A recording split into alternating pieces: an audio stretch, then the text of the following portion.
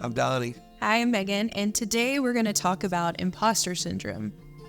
So that's a new term. That's a fairly new term to me. I've only been aware of it for about the last 6 months, but more and more it seems to be coming to the forefront of mental health. Yeah, it has been. So tell me a little about it. Yeah, so imposter syndrome is really like when you feel like a fraud or a phony, even though the evidence shows like you're being very successful at what you're doing. So you're competent to do the job, but you don't feel like you're. So I see you doing really well, but you see something totally different. Yeah. Can you describe that to me? It is a trick of the mind.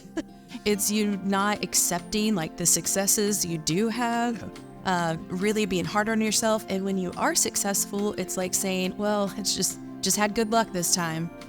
There's about 4 or 5 different types of that. And one of them is a perfectionist. Yeah. And I know you well, so I know that you struggle with that. So tell me about that, starting when you were young up till now. Yeah, I've always been a perfectionist. I think it's a part of my DNA, and had to learn how to manage that. But it's always that everything has to go right. It needs to be perfect.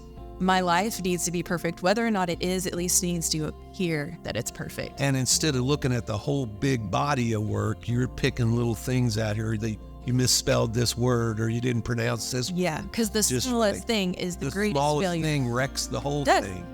And then there's a term called the soloist. Yep. And I think those two go hand in hand. Would you agree? Oh, absolutely. I mean, what is a soloist? Well, a soloist is really like you're doing things on your own, or you give other people credit for things that you're a part of. So you and I could work on a project together, and we could each have the same role or different roles, but going toward the same goal, but you'd be wanting to give me all the credit. Yep, absolutely.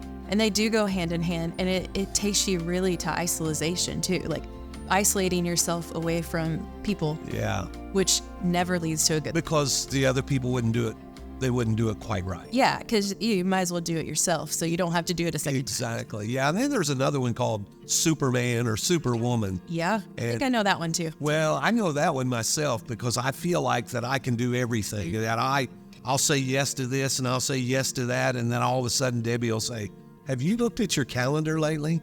And that's a sign that I'm trying to be Superman. Right. Yeah. Yeah. Do you deal with that some? Yeah, I definitely recognize that. I mean, there's so many different ways you can see that in different people's life. And one thing I've found out too, and we've talked about this before, is that this imposter syndrome is not just like one gender or the other.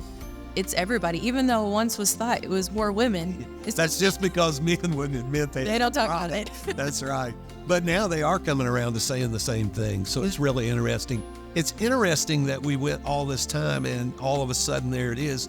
But when you start looking at it and you start breaking it down, it's a very real thing. It is, because it can sabotage your successes. Yeah. It can really just damage things that you're trying to accomplish because you're not being able to like believe in yourself and think you can do. So how does anxiety, depression, how do they play into that imposter syndrome? I think they play into it different ways, but it definitely will just take you down that road even more. It'll continue to go down that road. Yeah, I think we could beat this to death. Absolutely. But I think there's going to be some tips after this video that they can look. Yeah, some ways that you can help yourself. And really a big piece is like just recognizing it. I think we say that about all mental health pieces, is recognizing it so that you can find tools to manage it. Thanks for watching. We'll see you soon.